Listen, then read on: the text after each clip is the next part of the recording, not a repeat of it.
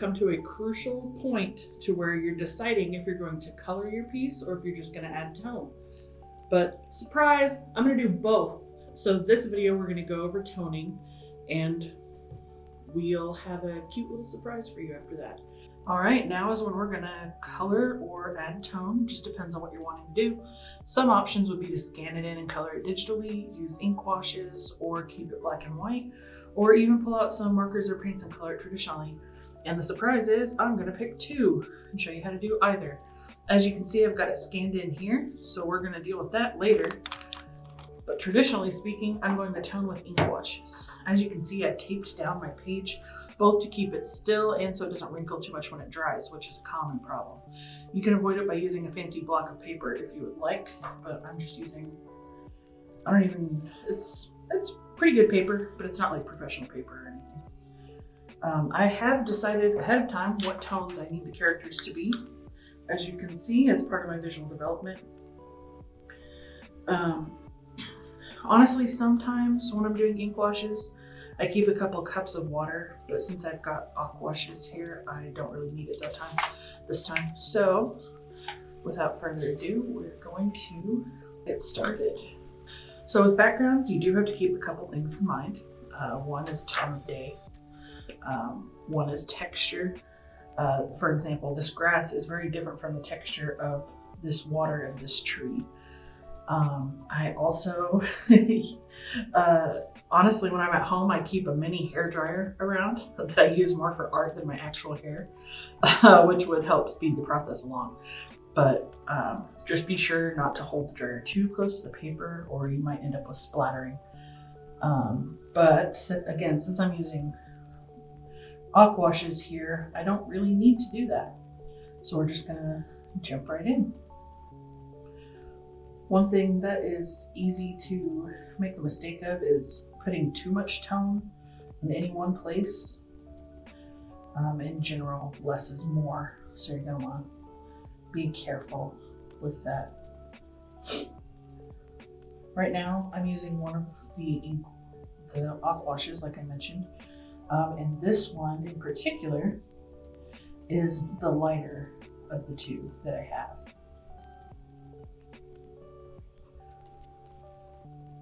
So you'll see whenever it dries, it's not actually all that dark. It just looks dark right now because it's still wet. These are good because they don't actually put too much water on the paper. They basically just put enough so that you can keep going. And as you can see, my lines are staying in place because I used a water-resistant ink. Now I am keeping it's actually just a mild liner at hand here because it is consistently a lighter color. And that way I don't have to keep like 100 aqua washes around. And I decided ahead of time that this was how I was going to color the salmon and a couple other things. But I'm going to try not to do too much of it before I get all of the ink wash down because otherwise it will probably bleed. I haven't tested it and maybe I should have, but I do think it will bleed, so I'm just going to be careful. As you can see, this is the side that people normally highlight with. It's just kind of a chisel. And so you can imagine that's easy to highlight text with. But this other side is just a regular old marker. So that's why I'm using that.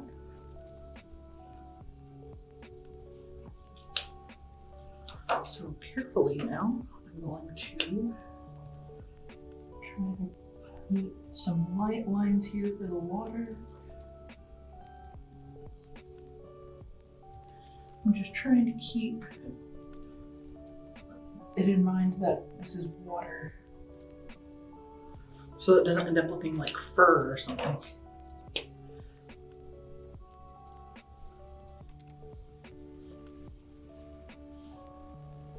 So long sloping lines.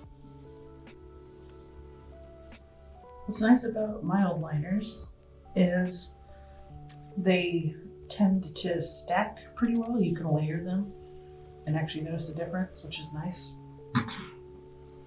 What's bad about mild liners is they stack. So you have to kind of know what you're doing. So like, as you can see, if I was more of a perfectionist, I probably wouldn't like that all these streaks are in this on this fish, but I am not, so I don't mind it. I like to kind of keep my patches of ink shading and my toning shading pretty sporadic so that you get both aspects of it. It looks, I don't know, I just kind of like how it looks. It gives you more variety. And in my opinion, it makes them look a little rougher. Now I'm going to do the same thing with the river here as I just did there, as well as the rocks. I kind of like to do the background elements first, just in case, especially in an instance like this where you have the bear that doesn't really have a defined outer line. I kind of decided whenever I was doing visual development that I wanted him to just have a tone outer line.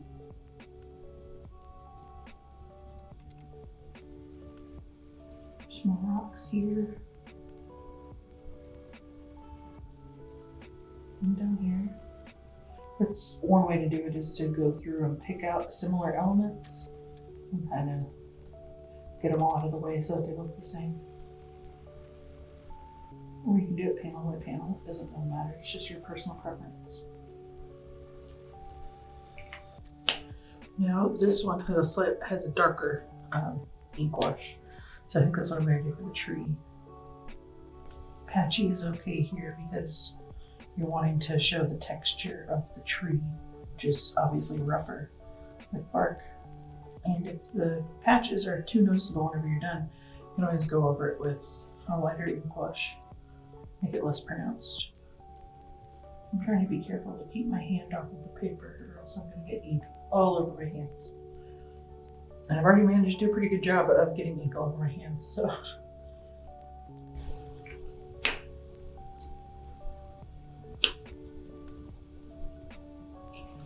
Go back into the river a little bit back here. I'm thinking I'm going to go ahead and use mild liner to color in the grass as well. I'm going to use kind of rough strokes to keep that texture. Here I need to be careful not to get too close to the boundary of the bear. This panel's a little small for that big chisel tip.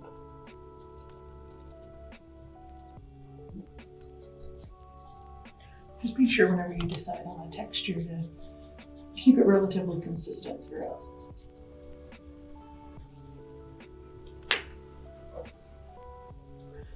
So since most of the background is done, I haven't quite decided what I want to do with the leaves yet.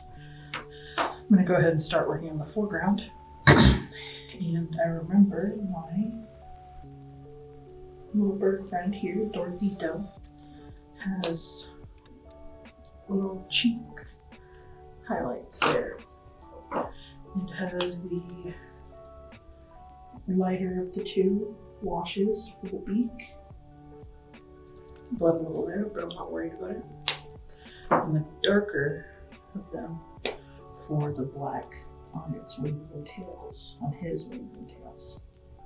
Tail feathers and more. And depending on how it looks next to the bark, I might come back and darken it a little bit, but we'll just have to see how it dries.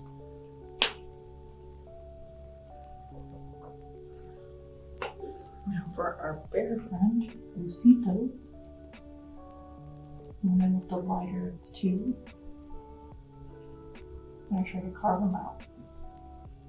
This is actually why I left some of the pencil, because I realized belatedly that I needed some sort of guide for that. Just a little fuzzy guy doing his best. Kind of went over that motion line, but that's okay. We can fix it later. Shouldn't have started on that side of the page, but what can you do? Remember, I'm referencing pretty heavily the visual development I already did, so that I'm not having to do all this on the fly.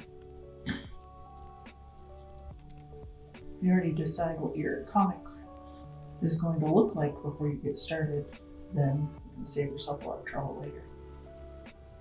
I have to do that kind of stuff a lot because I have aphantasia. I can't see images in my head. So I've got to get it all down before I get going, or else I will never remember. Maybe that's what made me want to do art in the first place. Who knows? It's just a little lump now.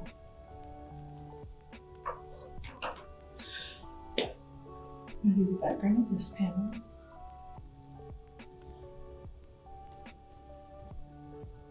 He is not looking forward to having to figure out how to do this. So I'm kind of doing what some people call bloom lines. Because I decided to do that, and he's not very distinct from the background anymore. I'm going to go ahead and draw it out.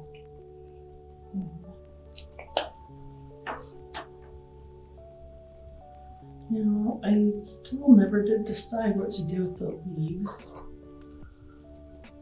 But it's decision time. So I think I'm going to go ahead and go in with a pencil and see what that looks like. Yeah, that'll work. Gives the rest of the page time to dry. You could, of course, always get some screen tones if you would like. I've never used them, but I know sort of how. They're just thin, interesting stickers that you can get from stationery shops that stock Japanese stationery, especially manga supplies. And you cut around them over the area that you want with an X-Acto knife. And you stick them down, and then you can use that X-Acto knife to scrape away parts to highlight. It actually has a pretty cool look on paper because it almost looks like you scanned it in and added the tone, but you didn't, so it's kind of neat. As far as I know, they're not that expensive, but again, that's something you'll have to decide if you want to do. Like I said, I've never really used them. So that about covers it for the tone part. Yeah, I was just making sure, basically just make sure that it mostly looks how you want, and then you can do the finishing touches, of which there will be many.